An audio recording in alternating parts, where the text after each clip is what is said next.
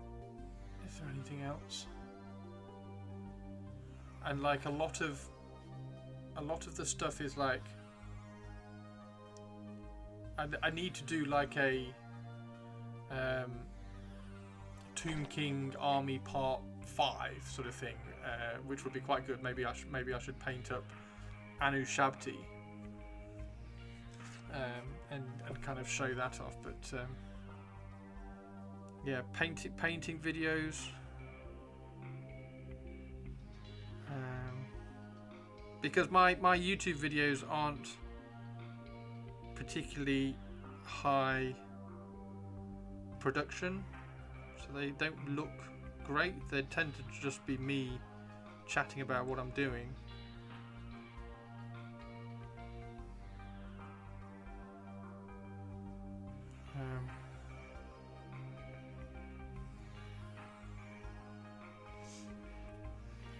Have you done a video on painting the back of a model? I think one of the Necron videos I was painting the back of the model. I feel very frustrated at their failure to elicit the desired response. Dude, I'm not frustrated. I just genuinely think that all of my YouTube videos don't get the views that they should, because I genuinely think a lot of them are brilliant. So the Eldari, so these two, the Eldar and the Drakari Grotmas detachments got 57 and 191 views. My converting the Lord Archon was okay. Where's my building Smaug? Got 480. Where's my Tomb King? There. My Tomb King. Planning, painting and improvising and improving on my old Tomb King colour scheme. I got 560 views for that. Which I was a little bit like, oh, okay. So yeah, painting videos. And then like Wood Elf, going through the Wood Elf army views, you get 5,000 views, and like Tomb King Army Box Part 1 has got nearly 10,000 views, which is great. So that's a half an hour video about me talking about my Tomb Kings, which is great. So yeah, I genuinely, I just think some of my videos, without being big-headed, I think they're really useful. There's some really good information in there.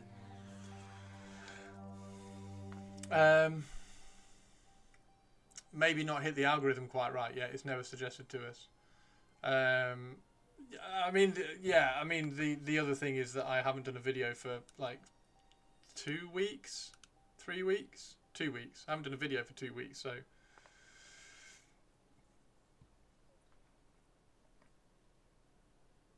you've got to keep doing it. Be right back. Going to the bank. No worries. The algorithm's horrible. The algorithm's horrible. With a 37-minute video, you lose anyone under the age of 40, I reckon. That's fine. Like, all my videos are long. I don't do any of the short videos because I can't get... none of my videos are short, particularly. I mean, let's just have a quick look. 19 minutes, 19 minutes. That's quite funny that they're both pretty much identical. 19 minutes for the talk through. 30 minutes for how to paint Ideneth, which has got 300 views. So that was really cool. Building, reviewing, and so the Tempestus didn't break 1,000. Converting the Lord Archon has only got 408. So it's fine. It's fine. Some of them do really well.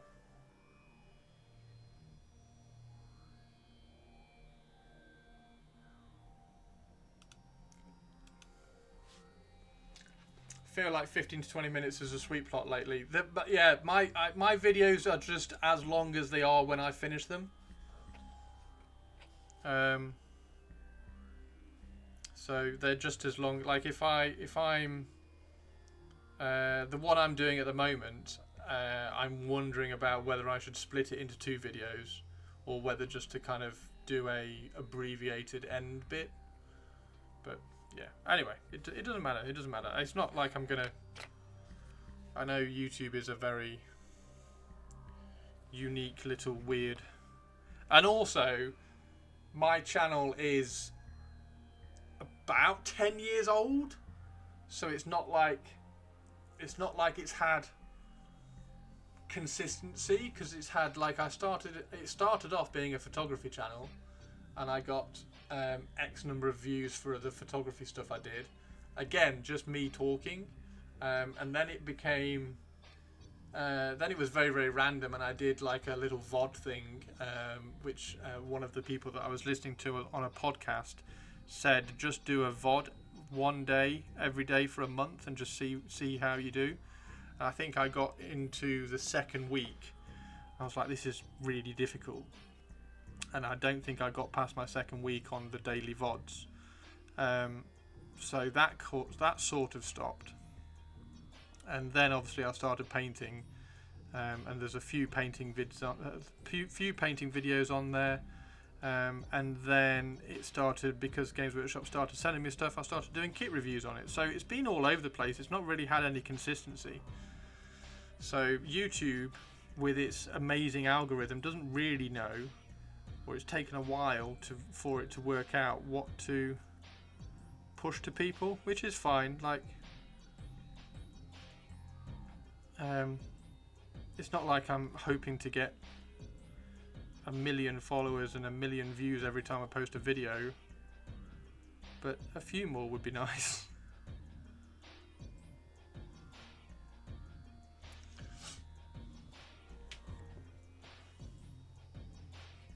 There are a lot of Warhammer videos on there, so you can. I mean, if you open up my channel, you can go and have a look at a lot of a lot of Warhammer videos and painting videos.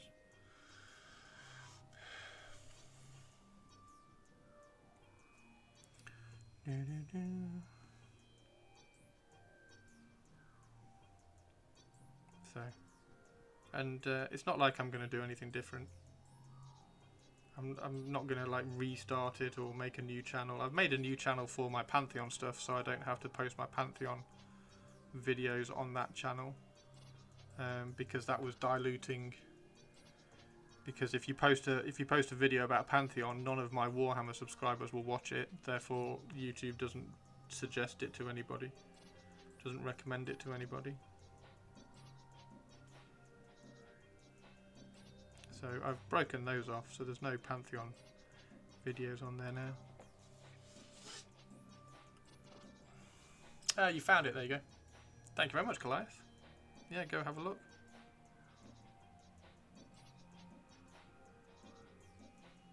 Like there's videos. If you go back to, there's so many. It's not like I haven't been doing it for a while. There's a lot. But if you go back to, oh my god, it's like 5 pages. And I've just got to get comfortable doing like excited videos again. Here's all my Necron painting videos and things. Where's the how to paint flesh tearers? Yeah, here's all my VODs and stuff. Vlogs, sorry. Here's all my vlogs. There's my press up challenge. Why is that ineligible? Oh, because I'm recorded it in the gym. But there's videos in here about me talking about rules and getting really excited about, where is it? There we go, list ideas. List ideas, boarding actions. I absolutely loved boarding actions. So I did a big thing about narrative wargaming and creating characters and doing lists and Arcs of Omen boarding actions reviews and everything. And I want to do more videos like that. So that's one thing that I want to do. But the videos, those sort of videos need to be backed up by models. So yeah, if you go if you go to my channel,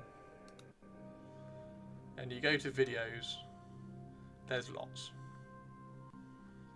There's loads. I even tried an excited thumbnail look. I even tried an excited thumbnail. So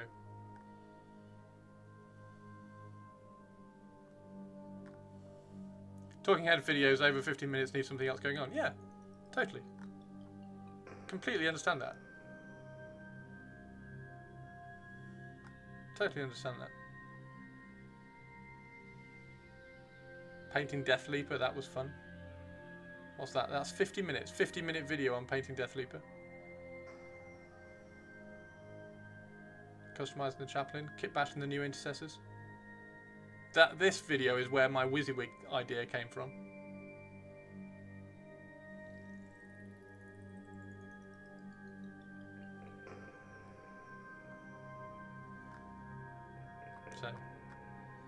So it's an interesting one, because I don't want to spend a million hours editing and producing a video to put up on YouTube, and as such I've got to be happy with whatever views I get.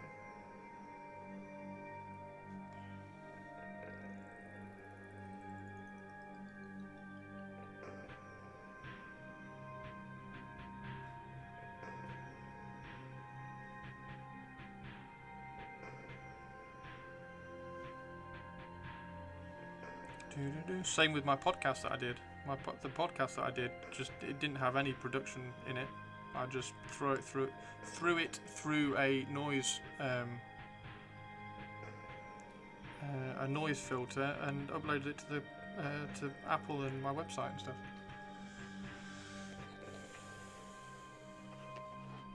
I think they'll still be relatively less time intensive than recording and editing a step-by-step tutorial. Wait, what? Shrink it to a short. Oh god, I'm not doing shorts. I'm not doing shorts.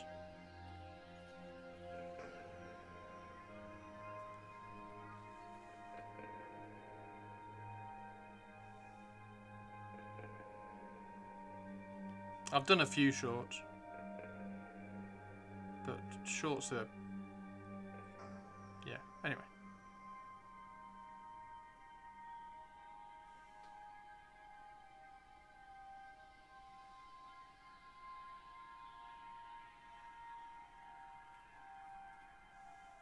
Yeah, you need millions on shorts to monetize anything.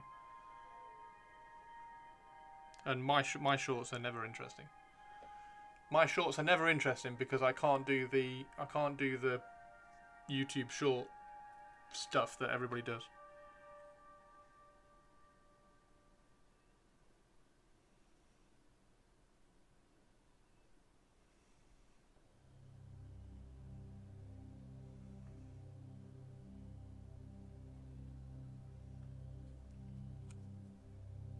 I just need to do more YouTube videos. It's fine. I'm not really going to change how I do them.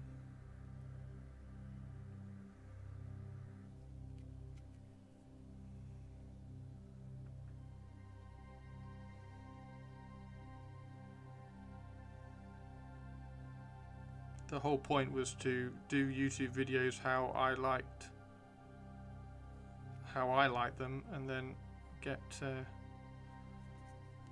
everybody else who likes that sort of stuff to watch them. But it's just very difficult to find those people. Anyway.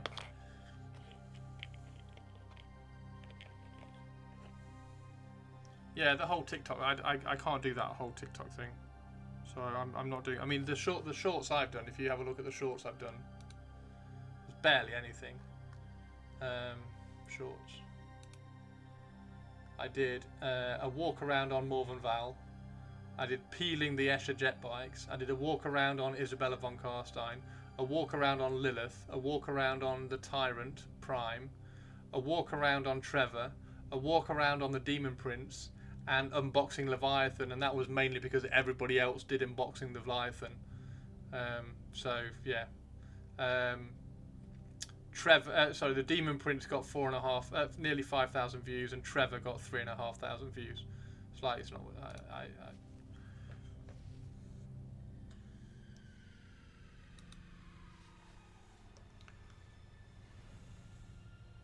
A reasonable format of shorts would be Twitch clips advertising the Twitch streams. Yeah, it would. It would be great. It would be really cool. I would need an editor for that, because I just don't have the time to go through all my Twitch streams and make, because I've obviously got hundreds and hundreds of hours of content, but I can't go through all the Twitch streams and pull them all out and create a short just to upload to a YouTube.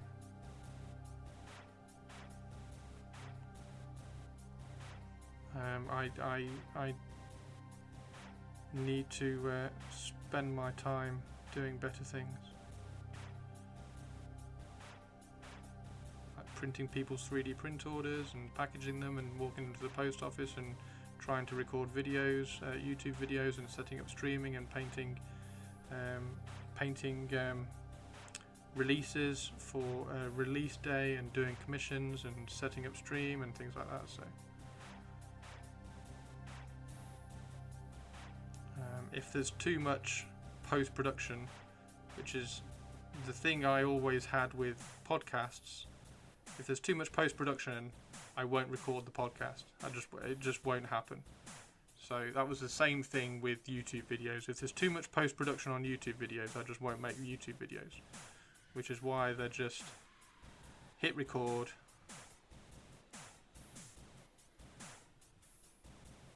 talk, paint. The painting videos are me recording me painting, and then pressing play and recording me talking about what I'm painting. Upload, done.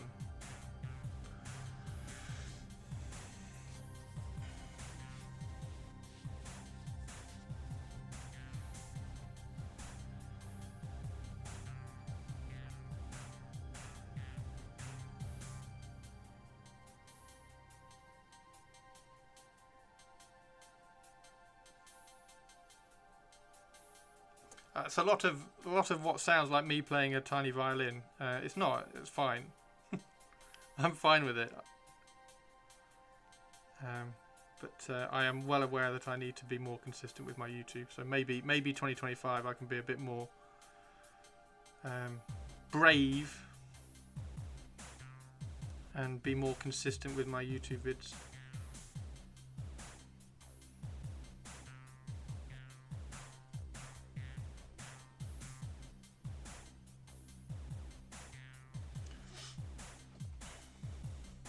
And it's like the YouTube algorithm it's not particularly difficult.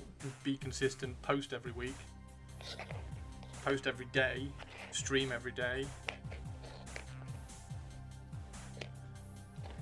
It's nothing secret.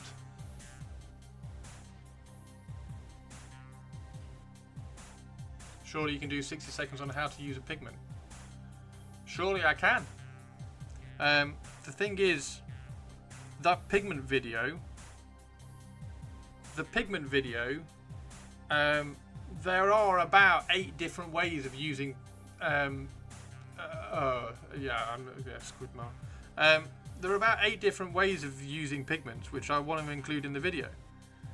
And to include them all in the video, I need a subject to do the pigments on. So I was going to do the pigment wash on the legs of a Titan. I was going to do another type of pigment wash on a Space Marine. I was going to do another type of pigment stuff on a tank. I was going to do another type of pigment stuff on just like a regular Imperial Guard. So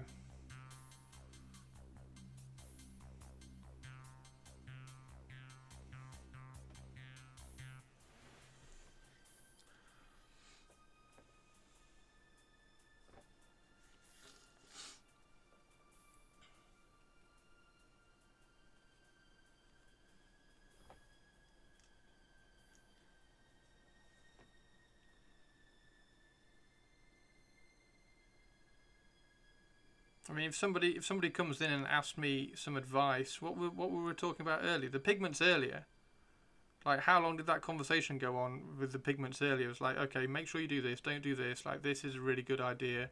If you do this by mistake, then don't do this, etc., etc. Anyway, it's fine. But yeah, please go look at some of my YouTube vids and have a watch. Some of them are interesting, some of them aren't. Is that all of those? I think I've missed. There we go. I think I've missed some of the fronts. And I will do some more.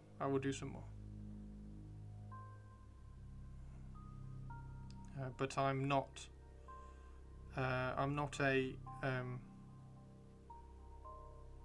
particularly a content creator because I'm not very. I don't think I'm particularly imaginative in terms of.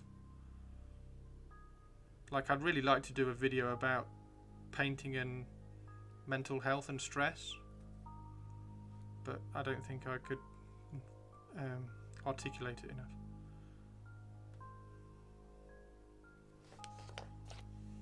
There we go. God, I keep missing all of these.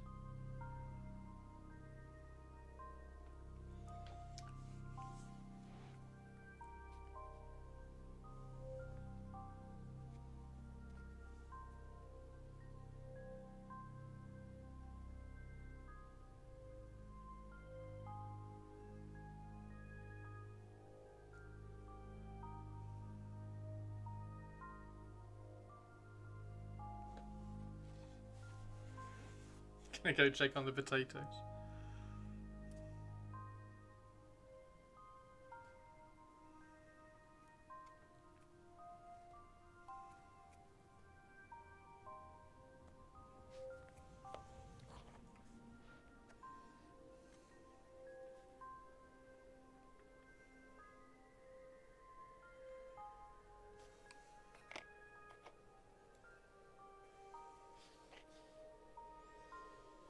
Quickly go back, clip it, find a good to.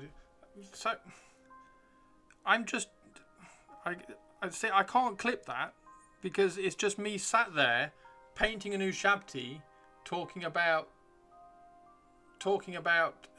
pigment powders. Nobody would watch it. Like nobody would watch a clip of me painting an Ushabtea, giving someone advice about pigment powders, and I'd have to download the whole stream, go back, try and find that 60 seconds. Clip the last bit, clip that 60 seconds, upload it for, yeah. Anyway.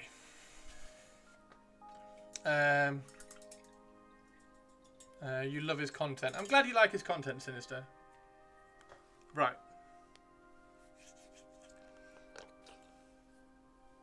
Let's carry on.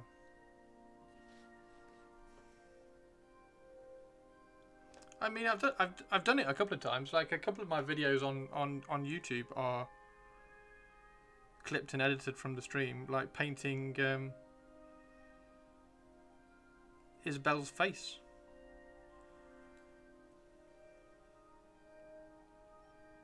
So, I don't have the YouTube algorithm creativity. It's fine. I just do YouTube videos.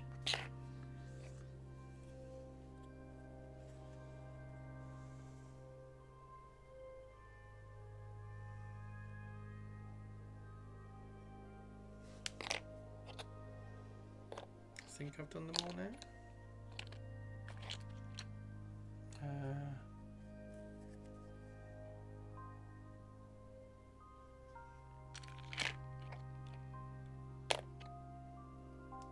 Another one I missed.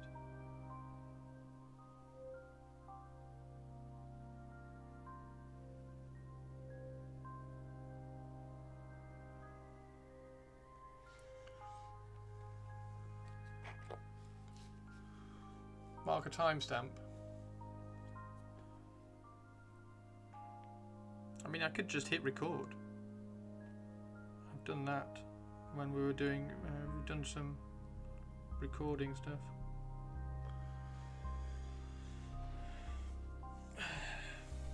Anyway.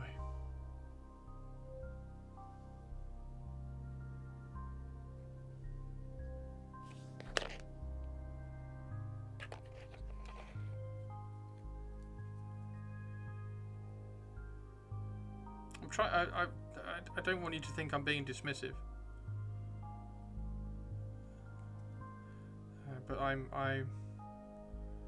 aware of my limitations around YouTube stuff, and I just kind of accept it.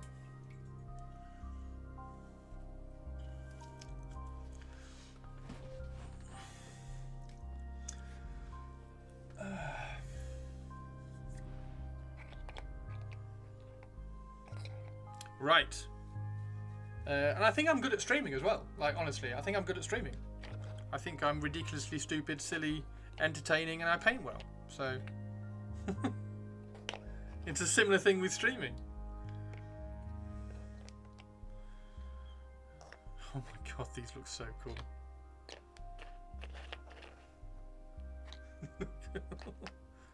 Let's put that the third rank in.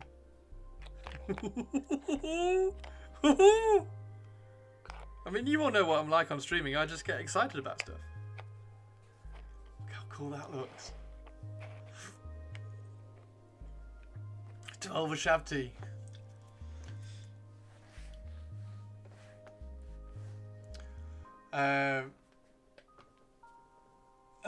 You got a nice little space on the internet for people to hang out. That's worth a lot. Yes. And I also know that people come and go from it as well. So like the current set of people who hang out in here are not the set of people who hung out a year ago. Those look lovely. I'm dead excited. I'm dead excited. I love Ushabtea. I love Ushabtea, and they look really good. Like these ones at the front. Oh, I just heard that go. I heard that go.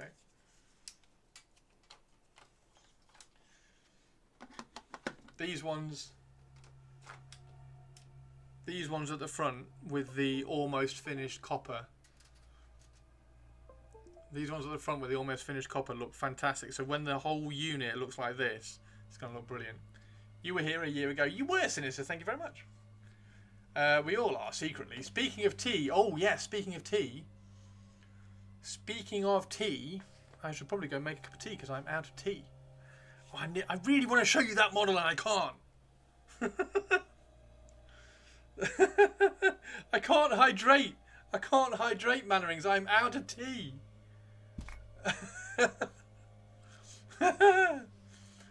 Oh dear. Yeah. I actually thinking about it. Actually, I'm gonna let's just out of curiosity. How many? Before I go on there, how many hobby YouTube channels do you think I subscribe to? New potato picks. Oh, don't do it to me. Don't do it to me. Oh my god. 2.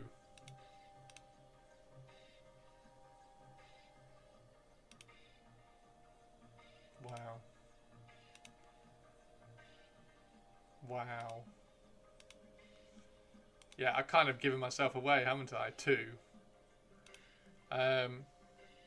So Colin Furs, Archery Adventures is my mate. Art of War. Is Art of War considered 40k? So that's 1. Ben Comets 2. Cult of Paint 3. Demon Rebecca because it's Richard's wife 4. Fireside Podcast 5. Hellstorm Wargaming 6. Liam Dempsey 7. Mini Wargamer Dave 8. Rich Gray, Rogue Hobbies 9-10. Square Based 11. Tabletop Tactics 12. Honest Wargamer 13. Zorp 14. Luton. Did I go past Luton? Oh yeah, there we go, Luton. Buff Dude's Workout. Yeah, so Buff Dude's Workout. They used to do during COVID. Where are they? during COVID, they did 10-minute full body workouts. So I used to do these twice. So you just follow them, and it would be a HIIT workout. So it'd be 20 seconds of workout, 10 seconds of rest over 10 minutes, and you just copy and follow, and you just work out. And it was a really good accountable way of pressing play and just doing that workout. 10-minute lower body workout. Where are the other ones?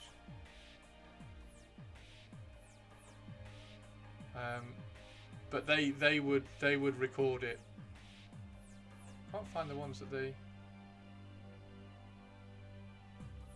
Anyway, yeah. Vanguard. Oh, Vanguard. Have I got Vanguard on there as well? Vanguard Tactics. Yeah, there we go. We've got Vanguard Tactics on there as well. Sky Sports F1, SpaceX, Squid Rugby, the Art Workshop. The Art Workshop. This guy. If you want to know about painting with the airbrush, follow this guy. Because he paints this stuff with an airbrush. That's painted with an airbrush. No Frono's photo. No, I don't subscribe to Fro. I don't subscribe to Jared. So yeah, this guy is awesome. Sky Sports. Restream I have to follow because that's what I'm streaming on. Pantheon, obviously. New Rockstars. McLaren, obviously. I don't like. I'm really critical on my subscriptions. Like I'd probably unfollow that, but he's doing his cool.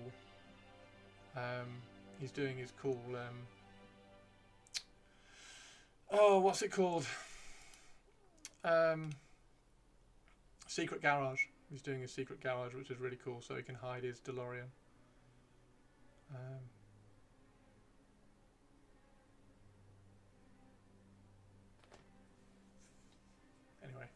Anyway, and a lot of if I click on this, a lot of my things that pop up here I don't subscribe to, but I watch them regularly.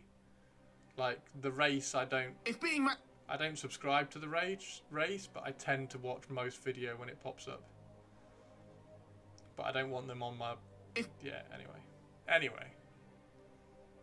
YouTube's a weird thing, isn't it?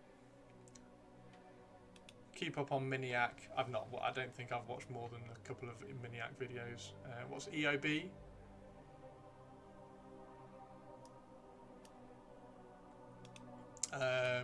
Cult. I like Cult. Like I'm friends a lot. A lot of the YouTube stuff I watch because they're my friends. So like Cult are my friends, so I watch them. Rich is my friend, so I love Rich's stuff anyway. Eons of Battle. I don't think I've even heard of Eons of Battle. Doesn't he live around your parts, or am I thinking of someone else? Doesn't who live around my parts? I don't think any YouTubers live near me. Rogue and Honest Wargamer do.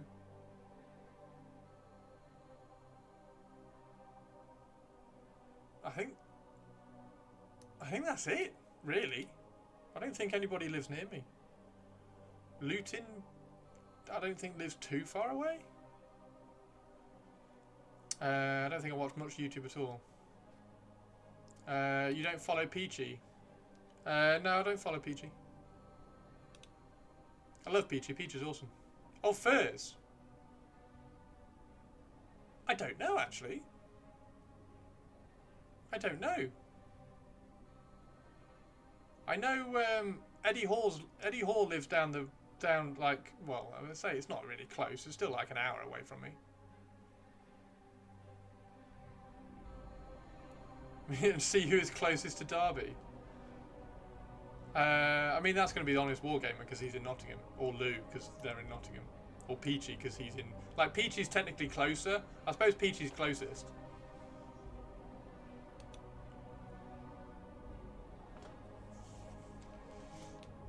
See, I like to hear his opinions regardless. That's where I would like to be. Like, I would like people to watch my videos because they want to hear what I think.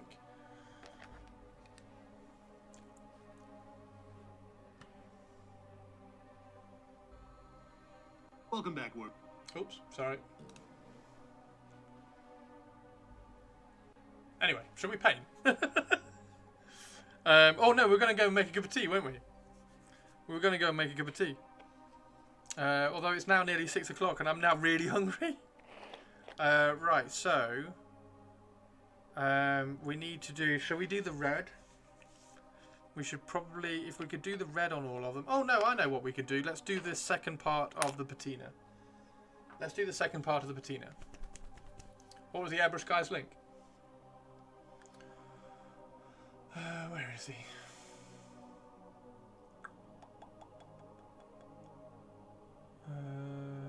Shit, where is he?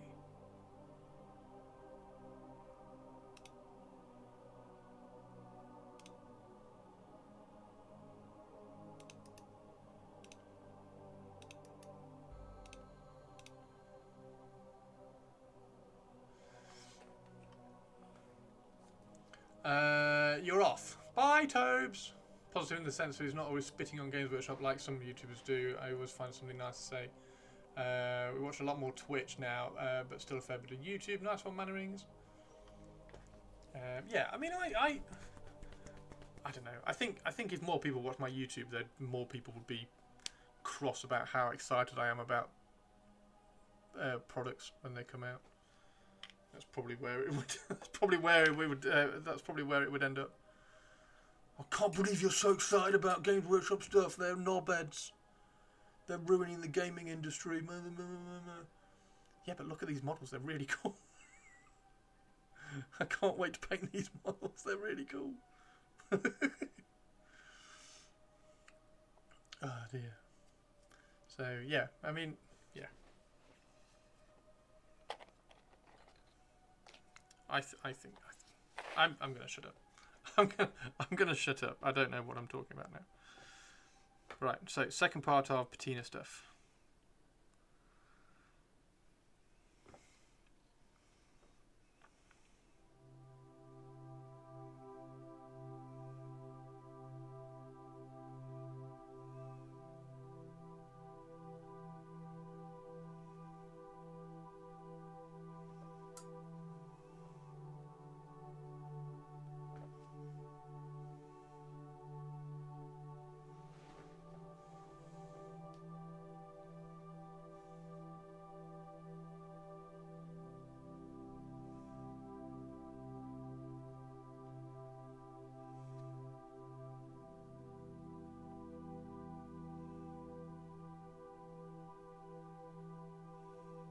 I will try to make more videos. I will make more videos this year.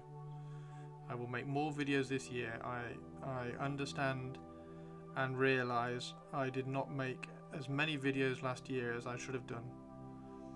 Therefore, I will make more videos this year. Therefore, more chances for people to find them on YouTube. Therefore, hopefully more people going, oh, actually, this guy's quite cool. There we go. Starting with my WYSIWYG one, I'm going to do the intro to my WYSIWYG video tonight. There we go. And if you're all interested, I will put the intro to the WYSIWYG video on Discord tonight.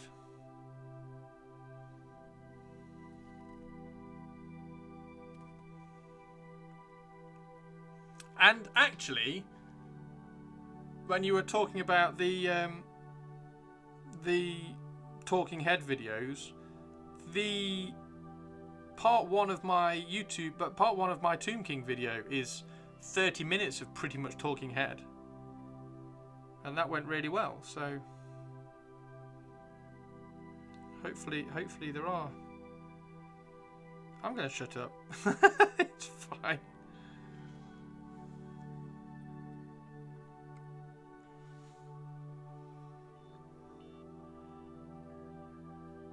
It's fine.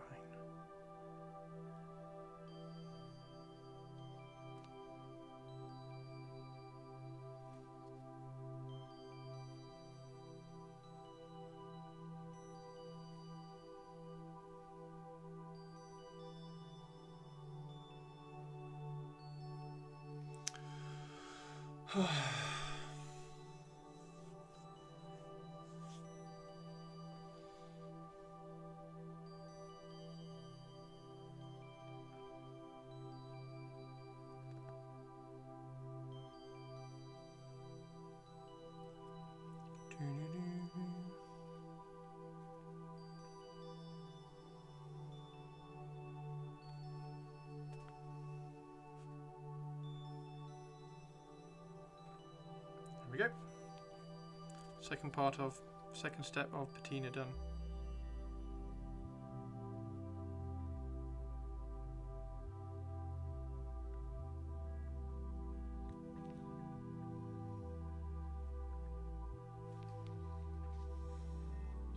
I've got to keep track of which ones I've done.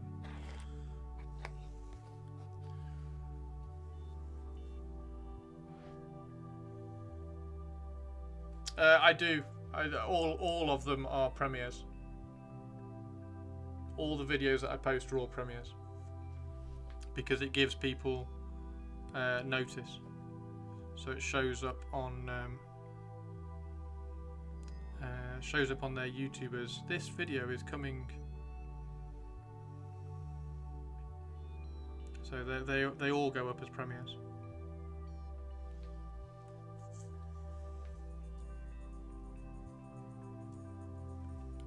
And I try to be in the chat for all the premieres so I can talk to people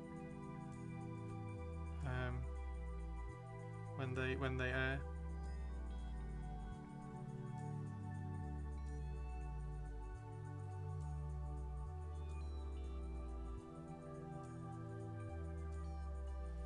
I think it says actually. Does it say premiered? Yeah, premiered. Here we go. Look. Premiered, Horus Ascending premiered, Necron Smash Lord premiered on that one,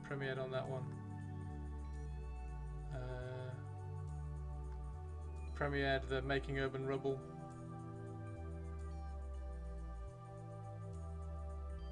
So yeah, all of them do get the premiere.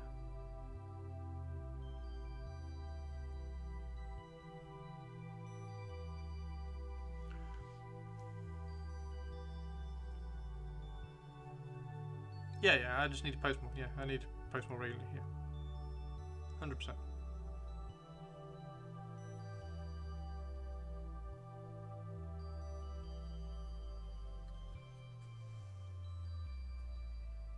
So, like I was really consistent 2 years ago. Last year I got less consistent.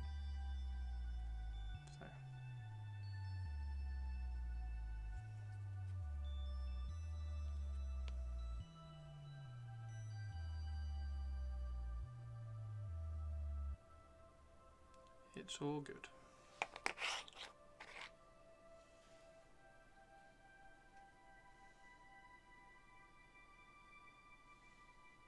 What's DaVinci Resolve? What's on the edition front? We're doing the second part of the patina at the moment, Tristan.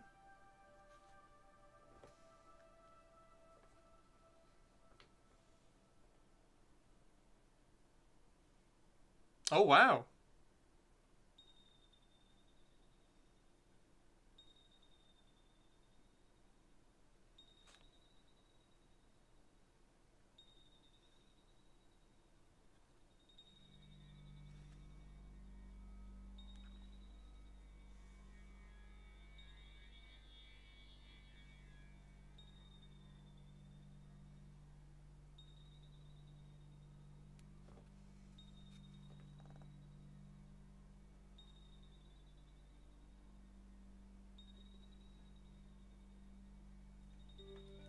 Oh, edition as in editing, gotcha.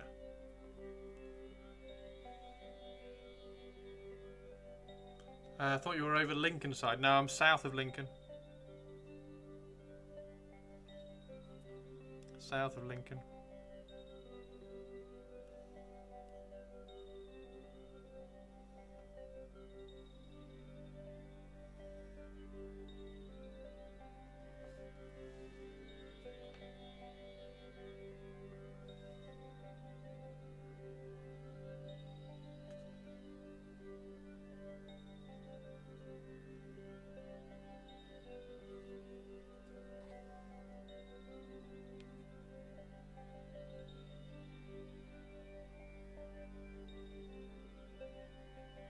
So yeah. Anyway, I will record the I'll record the. I will, and then you guys can keep me accountable for that. I will record the intro to the WYSIWYG video after stream, after I've eaten tonight.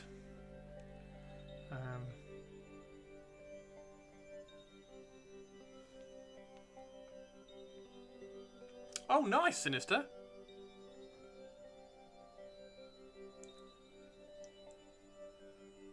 Black Magic Design, DaVinci Resolve.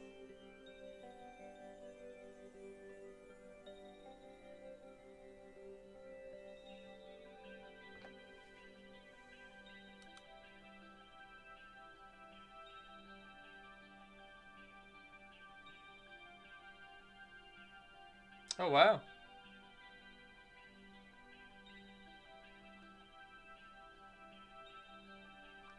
Wow, okay. I use Adobe Premiere. And not very well either. I just use it to like smash clips together. Do some transitions and turn the volume up. Huge bonus is free. Oh, it is free. I saw the free trial.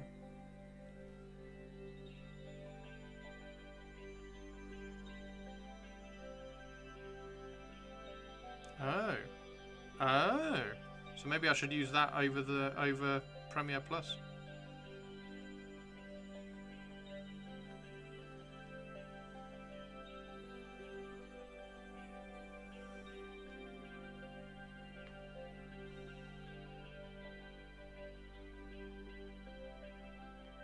Premiere is what you studied in college. Oh my god. We've got editors everywhere in chat. I just want an intro. Can somebody do me an intro? Can somebody do me a neon intro of the light just tracing my signature? That's all I want. Just want a little glowy ball following my signature. I went to college for media design. Nice. I'm self-taught in everything. Self-taught in photography, self-taught in graphic design.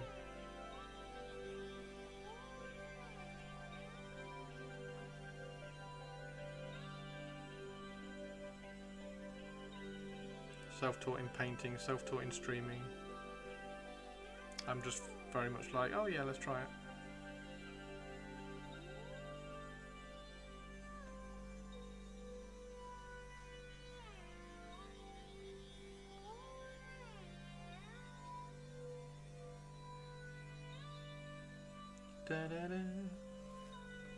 Instead of the ball, can we have the blue skull tracing your signature? Colleges have agreements with Adobe. Hey, Radiax! Radiax! It's not a trial, it's always free. Oh, wow! Purples. I'm opening that link again then. Because if I can use that, as well as I can use Premiere Pro, because Premiere Pro I don't use anything like as for everything that I need to.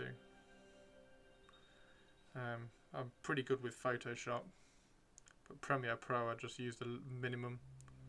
But it's on my Adobe collection, so I can cancel that.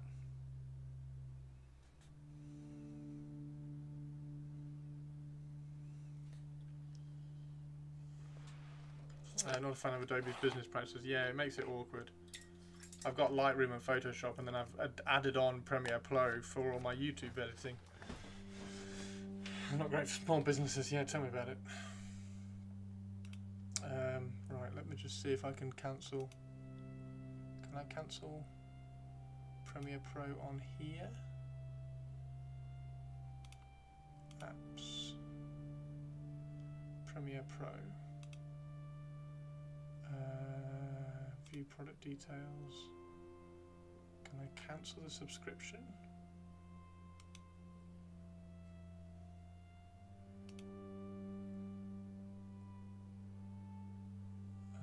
View plans.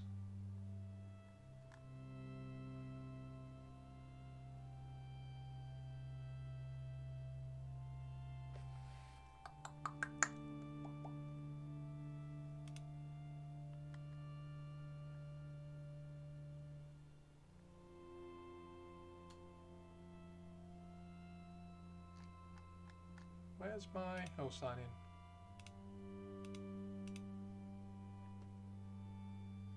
Oh, God. Fine, I'll do it later. How far to shove news? Probably start paying for Lightroom. Pain in the ass is Adobe's middle name. Yeah. Yeah, they don't make it difficult. They don't make it easy to cancel, do they?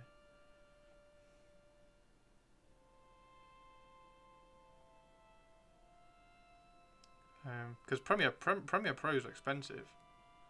Because I've got the photography. The photography thing I got a photographer's trade deal with, so I got it quite cheap.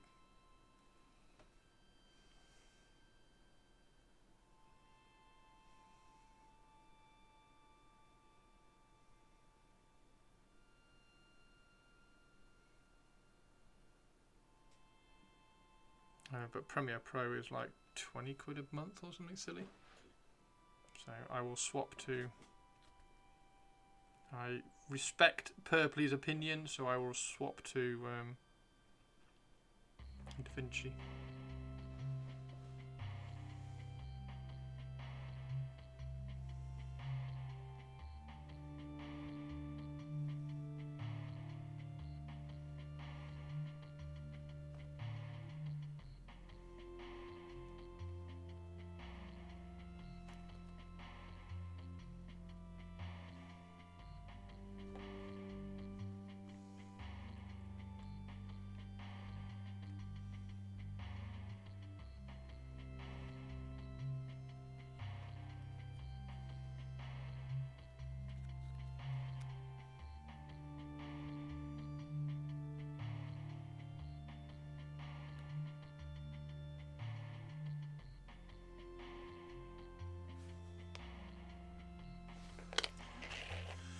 Oh, have I done that one? Yes.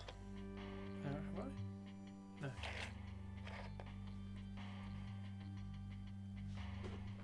Yeah, 50%. But yeah, that's everything, isn't it? Everything. As soon as you leave, they go, "Oh, we'll give you 50% off for the next 6 months if you stay."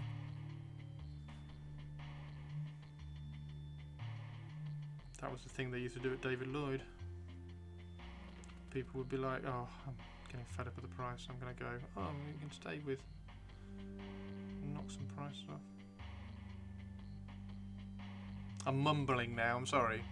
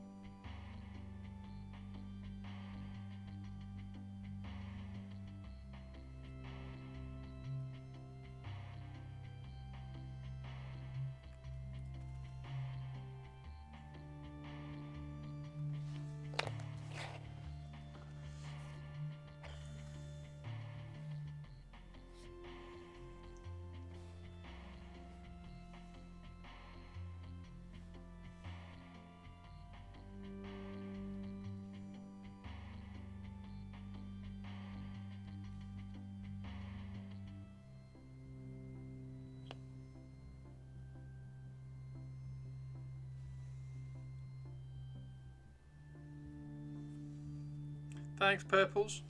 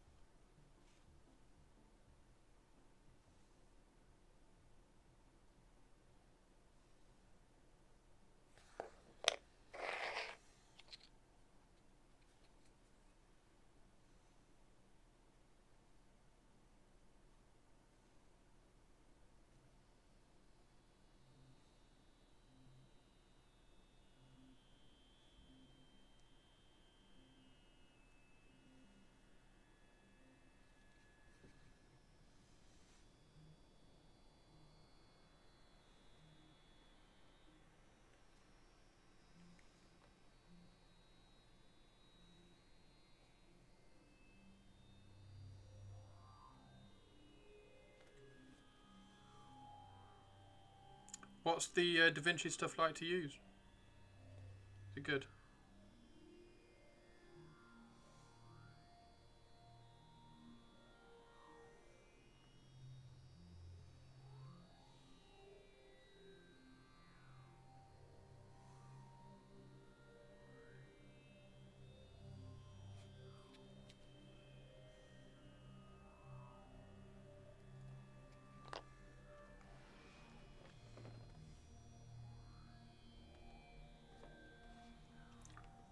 What's the Da Vinci stuff like to use?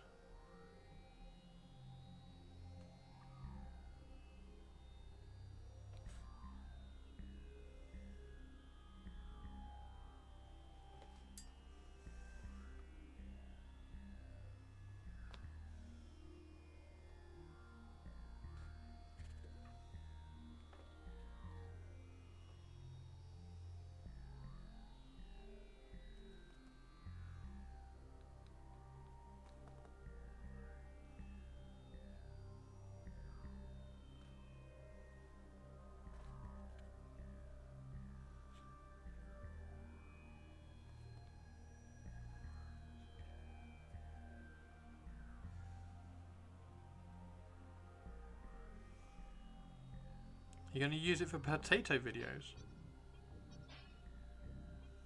When they get their Blue Sky account?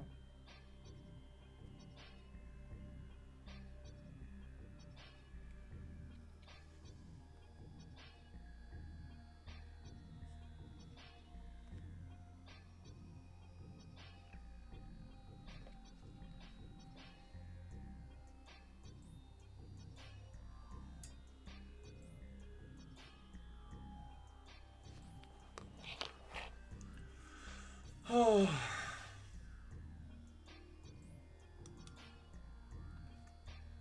Oh my god. Getting tired, guys. To go and get some food and wake up for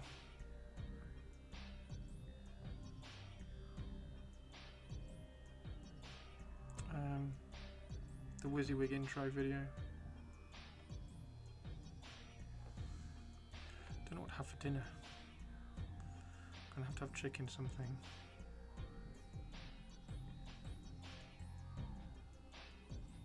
Pull a chicken breast. We need to buy a decent camera. Also the macros for astrophotographers. Oh wow! Lightroom and Photoshop, yes. Yeah, you can edit and stack and everything between the two really easily. Lightroom is getting a lot of Photoshop's raw editing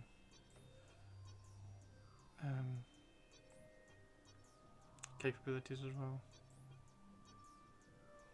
Lightroom certainly isn't as kind of clean as it used to be though. It used to be really clean and easy to kind of mass produce. It's getting a little bit more cumbersome now, which is a little bit sad.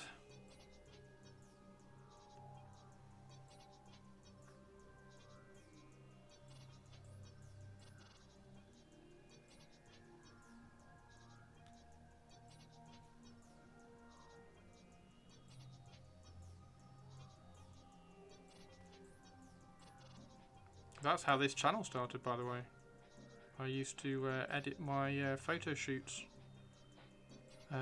live on stream on Photoshop, on Lightroom.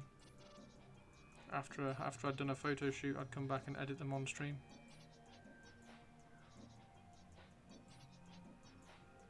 And then I don't learn, and then I started doing painting on stream as well. So I had a Twitch stream that was editing photos and painting models, two completely different categories. So the people who came and watched the painting models didn't watch the photography ones, and the people who watched the photography ones didn't watch the painting models. I don't learn. One channel that does everything. Want to go out and do wildlife and astrology again, astro again. Winner chicken dinner. Definitely winner chicken dinner. It's definitely going to be some chicken, I think. This is the last one. This is the last model for the second part of the patina.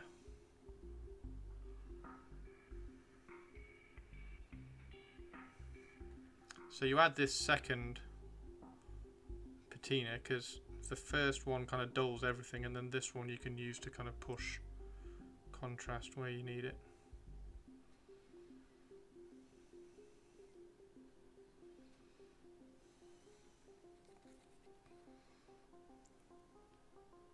For instance, the bottom of these bits here where you need to go to the red.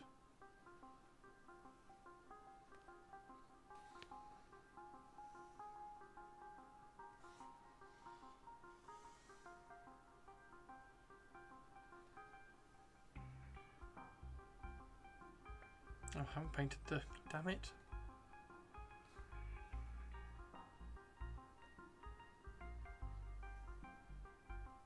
I haven't painted his legs copper, look. Oh, I've painted the backs of them. Ha! Painted the backs of them, haven't painted the fronts of them.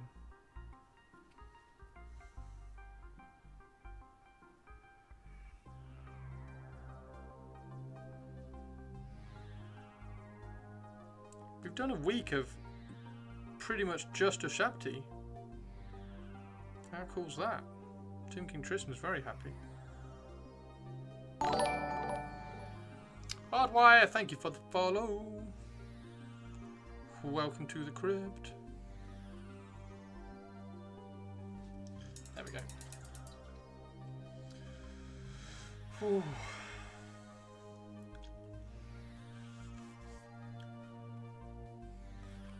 Amazing. Right. Have I done those ones? Yes. That is all of those done. And then we just have to bring them up to this level of shine on top of it. There we go. Alright, I'm going to go make some chicken, everybody. I'm going to make some chicken, everybody.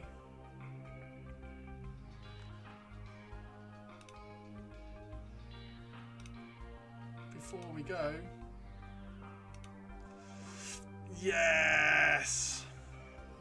Whiskey doing Mozrog things. Fantastic.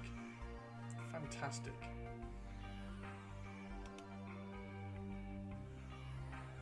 So, thank you very much, everybody. And we will leave the stream with potato pics. I guess I could do planetary photography with it. It has 50D and it's telelens where I live. You definitely could. Definitely could. Right, is there anybody? Is there anybody? Zambies, Rainer, Ren, Whittle.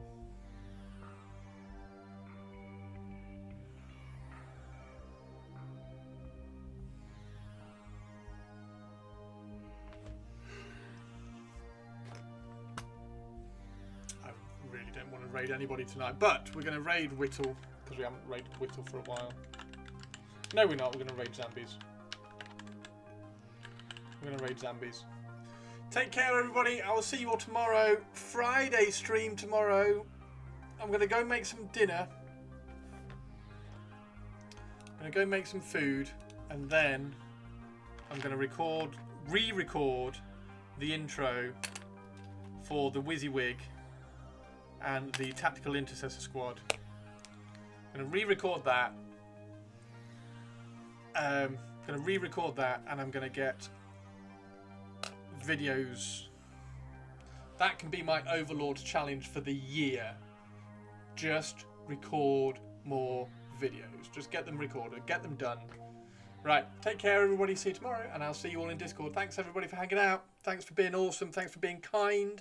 Thanks for being supportive. Thanks for being brilliant. And let's do the same with each other. See you later. Bye. Oh, and say hello.